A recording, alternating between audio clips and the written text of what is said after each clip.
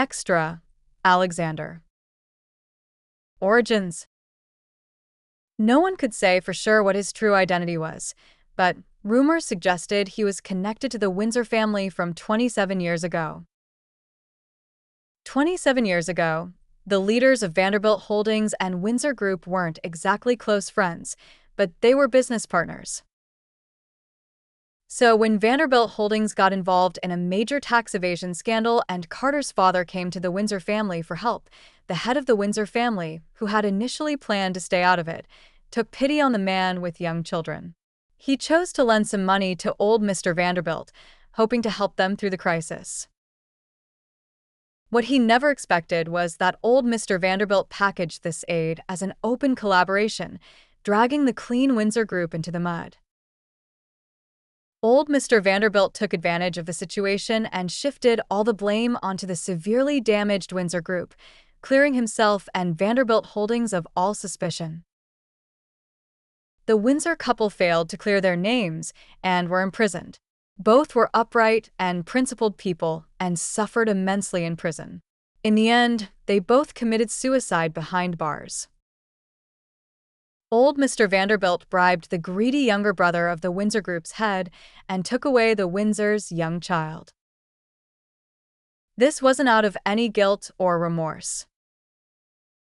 He did it simply because he didn't want to create more enemies. Keeping the child close was much safer than leaving him outside. This poor child, neglected since childhood, had always been in poor health. Later, old Mr. Vanderbilt gradually let his guard down and didn't want to bother with him anymore, so he simply sent him abroad to fend for himself. If the former steward of the Windsor Group hadn't found him a few years later, Alexander would never have known he wasn't a Vanderbilt at all. In the first few years after he arrived abroad, old Mr. Vanderbilt sent people to monitor his every move. Later, when they saw he didn't seem to pose any threat, they relaxed their vigilance. Alexander inherited his parents' business acumen and, with the steward's help, built his own success. He deployed his plans carefully and secretly, not letting anyone he didn't trust discover what he was doing. Alexander sometimes thought to himself with self-mockery that he was like a rat crawling in a sewer, his heart yearning for the light, but forever clad in darkness. He just lay dormant quietly. Everyone who met him praised the second son of the Vanderbilt family for his gentle and kind temperament. Only he himself knew it was all an illusion. His life experience had destined him for a path of bloody struggle. A few years later, old Mr. Vanderbilt grew old and handed the business to his son, Carter. The new Vanderbilt Holdings that Carter built was, in fact, the Windsor Group that had been wiped out and swallowed up by old Mr. Vanderbilt. Alexander was still weak at that time, not strong enough to compete directly. The opportunity came when Carter was distracted from his work searching for his ex-wife. Alexander chose to strike. Although the text doesn't detail the process, the strategy of keeping a low profile for over a decade proved effective. Facing the fierce attack, Vanderbilt Holdings was unprepared and quickly fell behind. As everyone knew, the recently emerged Windsor Group was vigorously suppressing Vanderbilt Holdings. In this battle, the Windsor Group easily crushed its opponent. But only Alexander knew the pain that emanated from his heart every night, penetrating deep into his bones, tormenting him so much he couldn't sleep. Fainting and coughing up blood from time to time also affected his work. The steward advised him to rest, but Alexander always refused. Because he knew very well he had to give his all, fight with everything he had, to take back what belonged to the Windsor family from Vanderbilt Holdings, even if the price was his own life. Vanderbilt Holdings was a tough nut to crack, but Alexander managed to bring it to its knees. The doctor told the steward his health was already very poor. The excessive workload had exacerbated his weakness. He hadn't died years earlier solely because he relied on his will to keep going. In the end, Alexander was unable to fully reclaim everything that belonged to the Windsors for his parents. No one had ever seen him, nor did anyone know his true identity or why he suppressed Vanderbilt holdings so fiercely. All anyone knew was that there had been no news of Alexander since that day.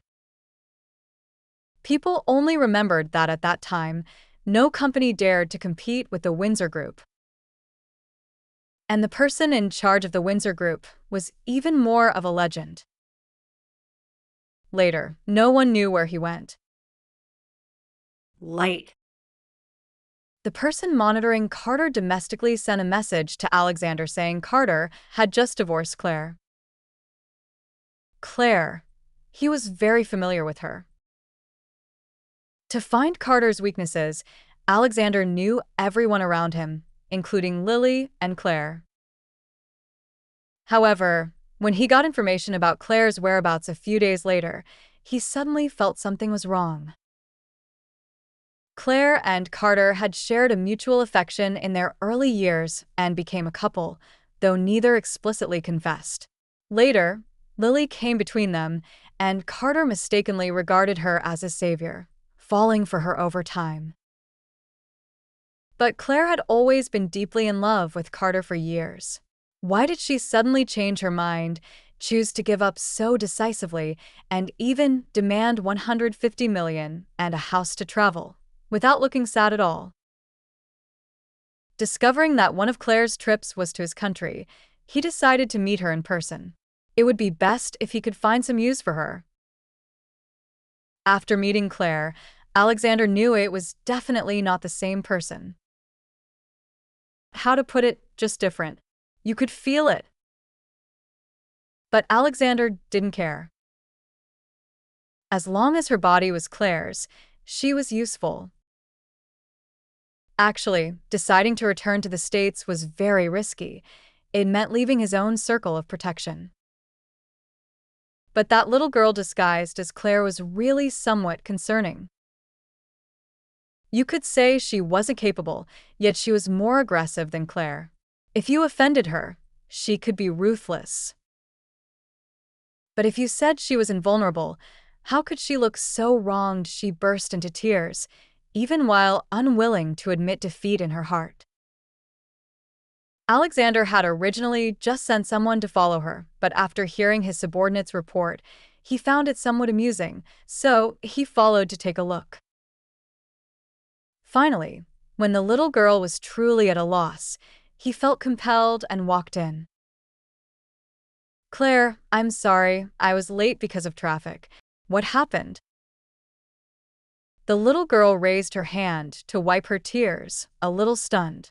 You're here?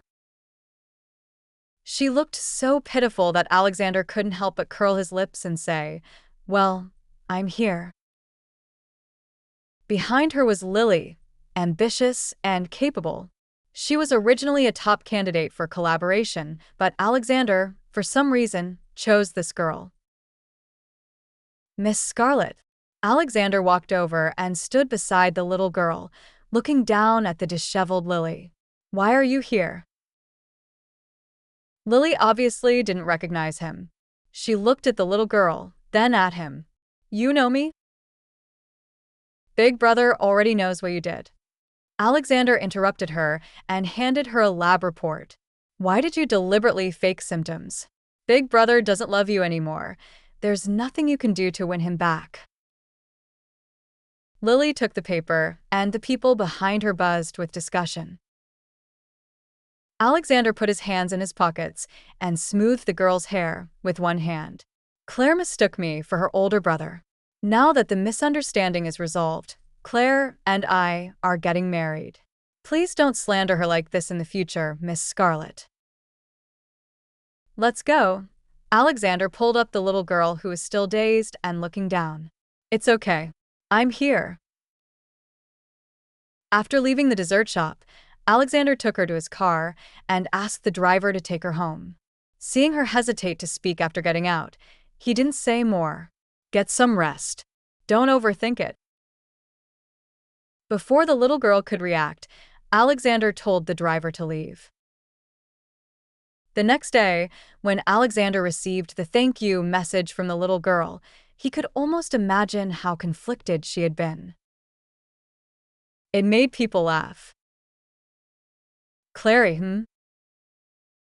Alexander suddenly wanted to tease her. Just as he spoke, he heard the little girl coughing from choking.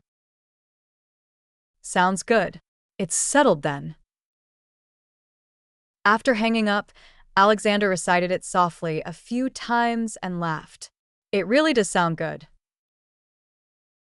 Speaking of rings, Alexander frowned.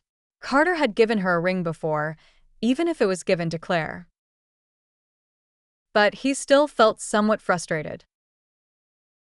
So Alexander did the most inexplicable thing he had done in over 20 years. He asked someone to order a ring. After finishing the call, Alexander leaned against the wall and ruffled his hair. Really hard to understand.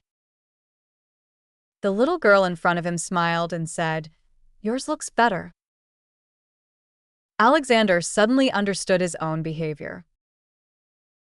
In the past, he would always think self-deprecatingly that he was like a rat crawling in a sewer, his heart toward the light, but always clad in darkness. When he reached out and interlocked his fingers with hers, the intoxicating warmth made him feel an unprecedented satisfaction. And at that moment, Alexander knew he had finally found it. His own light.